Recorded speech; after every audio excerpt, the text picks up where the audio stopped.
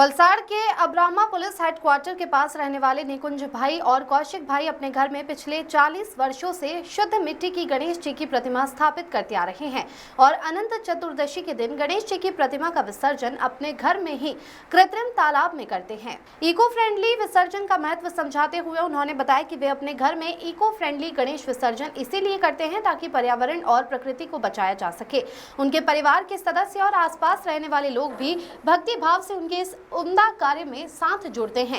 जब हमारी टीम ने उनसे पूछा कि आज के जमाने में आप अपने घर में इको फ्रेंडली गणेश विसर्जन क्यों करते हैं, तो उनके परिवार के सदस्यों और बच्चों ने हमें बहुत अच्छी बातें बताई।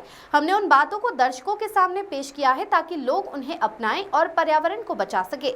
आइए सुनते हैं हरि निवास के परिवार द्वारा गणेश जी की प्रतिमा का इको फ्रेंडली विसर्जन करने के पीछे के कारणों को। मारू नाम चिंतन बलसारा है અને મને 10 વર્ષ થયા છે અહીંયા મેરેજ થયાને અને અમે 8 વર્ષથી ઇકો ફ્રેન્ડલી ગણપતિ ઘરે વિસર્જન કરીએ છીએ।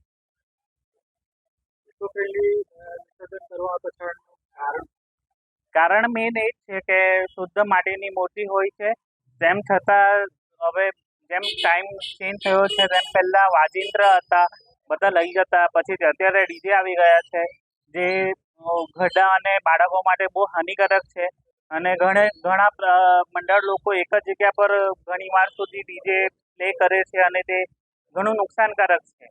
તો અમે આમ જ અહીંયા એક નાનો સ્પીકર લાવીને ગરબા રમીને કે આરતી કરીને વિસર્જન કરી દઈએ છીએ ગણપતિ બાપાને।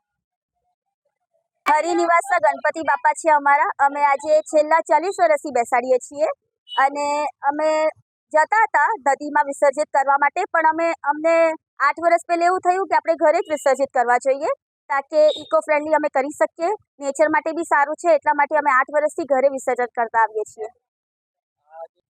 કારણ એ જ કે વોટર પોલ્યુશન નહીં થાય, લોકોને નુકસાન નહીં થાય, ઇકો ફ્રેન્ડલી કરીએ આપણે તાકે આગળ જઈને અમને સ્વચ્છતા મળે, જાળવી રહી આપણી સ્વચ્છતા।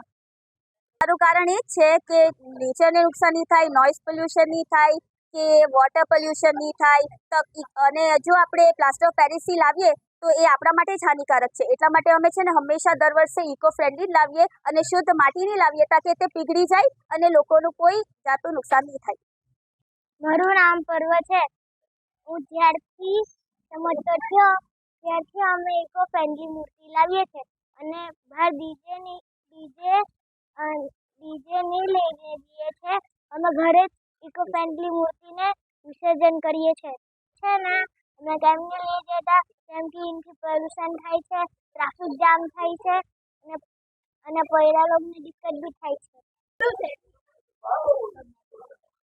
મારું નામ આયુષ છે। જ્યારથી હું સમજતા થયા ત્યારથી અમે ઇકો ફ્રેન્ડલી માટીની મૂર્તિ લાવીએ। અમે બહાર ડીજે કંઈ નહીં લઈ જઈએ કેમ કે ટ્રાફિક જામ થાય, નોઇઝ પોલ્यूशन થાય, वॉटर पोल्यूशन થાય, એટલે અમે ઘરે જ વિસર્જन કરીએ। द वॉइस न्यूज के लिए वलसाड़ से ओलिवर ठक्कर की रिपोर्ट। खबरों में बने रहने के लिए द वॉइस न्यूज को सब्सक्राइब करें और बेल आइकन दबाएं।